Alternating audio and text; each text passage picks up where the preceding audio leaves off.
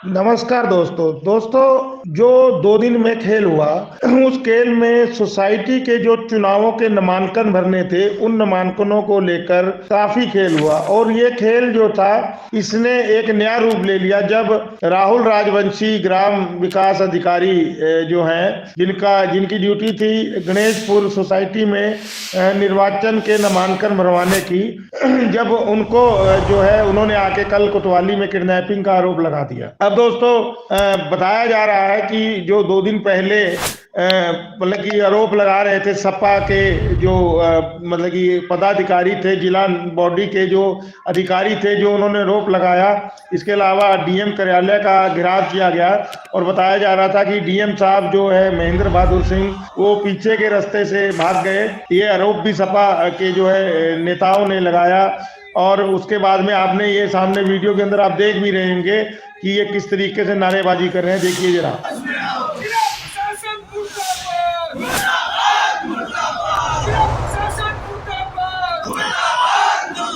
तो आपने नारेबाजी इनकी देखी, उसके बाद में अब आप सुनिए कि जो फूलवेड़ सोसाइटी के अंदर मौजूद थे भूतपूर्व विधायक सपा जो है रामचरण जी, वो क्या कह रहे हैं जरा इनका सुनिए। चुनाव अधिकारी बनाया गया, वो चुनाव अधिकारी 11 बजे तक कहीं पे किसी समिति के ऊपर नहीं पहुंचे।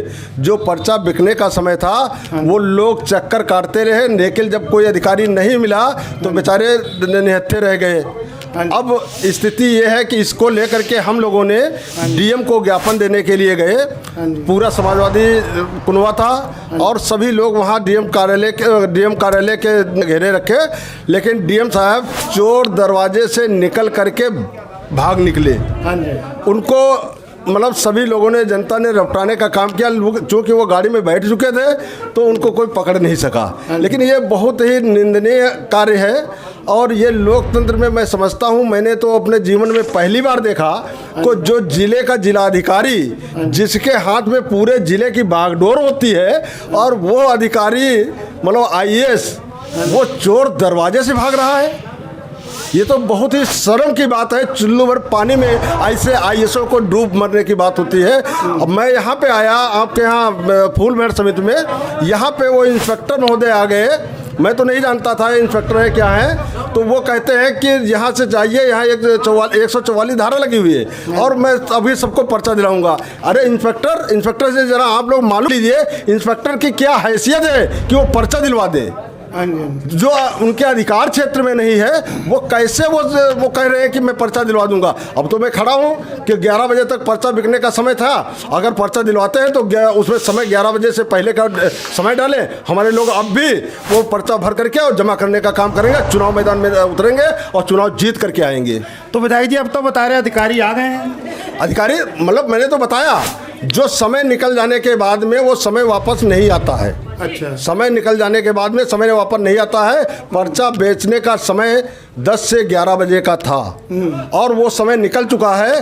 अब मैं कहता हूं कि जो भी अधिकारी आ गए हैं उन अधिकारियों से मैं कहना चाहता हूं कि वो अधिकारी हमारे जो पर्चा खरीदने वाले लोग हैं उनको समय सीमा के अंतर्गत पर्चा उपलब्ध कराने का वो कष्ट करें, जिससे हमारे लोग चुनाव मैदान में आ सके और निष्पक्ष चुनाव हो सके। मतलब आपके कहने वाला 11 बजे के बाद तो स्वीकार नहीं होगा पर्चा। 11 बजे के बाद मामला ये तो आप जानते हो कि आम चुनाव कोई भी चुनाव रहा हो, अगर 11 बजे के बाद उसमें 11 बजे का समय जो है उससे 1 मिनट भी अगर आगे पीछे हो गया तो ये समझ लीजिए कि वो पर्चा निरस्त कर दिया जाएगा, क्योंकि आपने पर्चा समय सीमा के अंतर्गत खरीदा नहीं है। तो आपने रामचरण जी को भी सुना, तो रामचरण जी जहाँ पर ये कह रहे हैं कि जो है समय निकल गया है, ठीक है, अब अधिकारी अगर आएंगे तो उनका जो है नामांकन तो भर लिया जाएगा लेकिन वो स्वीकृत नहीं होंगे। तो ये तो आने वाला समय बताएगा कि स्वीकार होंगे कि नहीं होंगे। इस चुनाव में जो है सत्तारूढ़ पार्टी जो है बीजेपी वो मतलब कि बिना चुनाव लड़े ही जीत जाएगी, सत्ता के पावर के दम पे जीत जाएगी, प्रशासन को प्रेशराइज करके जीत जाएगी। अगर ऐसा हो जाता है तो ये बड़ी ही दुर्भाग्यपूर्ण बात है। बाकी हम इस चीज को छोड़ते हैं जनता के ऊपर, क्योंकि जनता के कमेंट और जनता के बताने के बाद में ये चीज साफ सुथरी हो जाएगी, क्योंकि जनता ही डिसाइड करेगी 24 में दोबारा बीजेपी आनी चाहिए कि नहीं आनी चाहिए, कि बीजेपी वाले कहीं ऐसे तो नहीं सत्ता के नशे में मस्त होकर धक्केबाजी करने पर उतारू हो गए हैं। क्योंकि जैसे ये जो अधिकारी हैं इन्होंने कभी किसी का नाम नहीं लिया, ये जो राहुल राजवंशी जी हैं इन्होंने नाम तो लिया नहीं किसी का, लेकिन इन्होंने कहा कि इनको रोक लिया गया और रात में 8 बजे छोड़ा गया। अब इनको रोकने के पीछे का लाभ किसको है, ये चीज आके पता लगती है। क्योंकि हम लोग यहाँ पर ये भी नहीं कह सकते कि हो सकता है दूसरे व्यक्तियों ने बीजेपी को बदनाम करने के लिए इनको रोक लिया हो, लेकिन लाभ जो प्रथम दृष्टि लाभ नजर आ रहा है वो बीजेपी को ही नजर आ रहा है कि बीजेपी के बंदों का तो नामांकन भरे गए और विपक्षियों के नहीं भरे गए।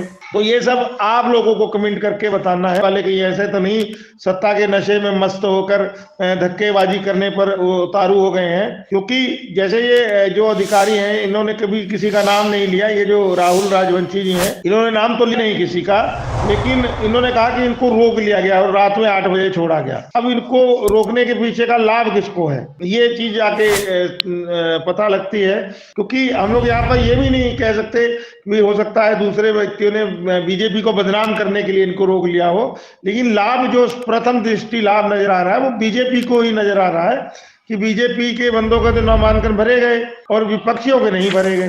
तो ये सब आप लोगों को कमेंट करके बताना है। क्योंकि हमने 2 दिन पहले भी काफी खेल फूलवेड़ के अंदर देखा था, लेकिन फूलवेड़ के जो कोतवाल थे उन्होंने जो है मतलब कि तुरंत एक एक्शन लिया और इस एक्शन के बाद में वहां पर मौजूदा मंजू त्यागी जो स्थानीय विधायिका है वो भी मौजूद थी और वो खुद निर्वाचन अधिकारी को लेकर आई थी।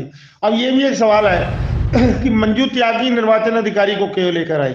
इसका मतलब जिला प्रशासन जो वहां पर एसडीएम श्रद्धा सिंह या और कई अधिकारी मौजूद थे तो उन्होंने फोन पे प्रेशर जरूर बनाया होगा, वो 1-1 मिनट की रिपोर्ट स्थानीय विधायिका को जरूर दे रहे होंगे या अपने जिला अधिकारी को दे रहे होंगे कि भाई माहौल बहुत गर्म है और ये लोग नहीं मान रहे हैं तो यहाँ पर आप बुलवा दीजिए।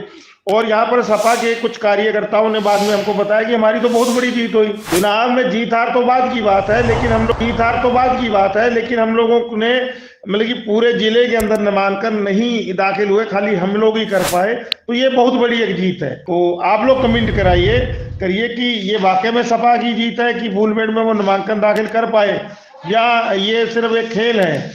अब ये आप लोगों के ऊपर, क्योंकि आप लोगों के बिल्कुल सामने सब चीज आ गई है। पहले सत्ता पक्ष और जिला प्रशासन विपक्षियों के नामांकन दाखिल नहीं होने देता, उसके बाद में फूलवेड़ जो अपना कोतवाल है उनके हस्तक्षेप से नामांकन दाखिल होते हैं। उसके बाद में जब नामांकन दाखिल होते हैं तो नामांकन दाखिल होने के बाद में जो है कल आरोप लग जाता है राहुल राजवंशी का कि मेरे को जो है रोक लिया था। अब कौन किन्होंने रोक लिया था ये उन्होंने प्रेस के सामने नहीं बताया, ठीक है। और अब जो है नामांकन स्वीकृत होते हैं कि नहीं स्वीकृत होते हैं, जैसा कि जो है रामचरण जी ने बताया है कि नहीं होंगे। और उससे बाद में जो डीएम भाग गए, ये चीज बहुत गंभीर है, क्योंकि जिले का अधिकारी मुखिया होता है जिले का, और अगर वो भाग गए वाली बात हो गई तो इसका मतलब साफ है कि वो सत्ता पक्ष के अधिकारी हैं, ठीक है। और बड़ी मन के अंदर लालसाएं होंगी कि हम लोगों को और तरक्की करनी है, डीएम से भी ऊंचे पदों पर जाना है।